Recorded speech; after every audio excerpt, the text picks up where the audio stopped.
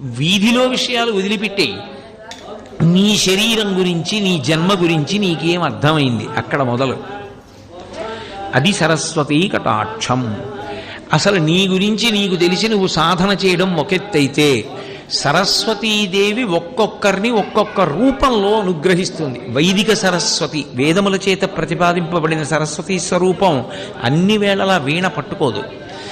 వేదముల చేత ప్రతిపాదింపబడిన సరస్వతీ స్వరూపం అన్ని వేళలా తెల్లటి బట్టలు కట్టుకోదు.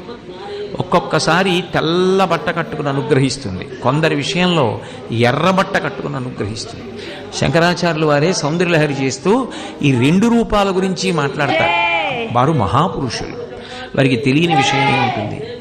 శరజ్యోత్స్న శుద్ధాం శశియుత జటాజూటమకుటాం వరత్రా సత్రాణ స్ఫటిక గుటికా పుస్తకరాం సకృన్నత్వా నత్వా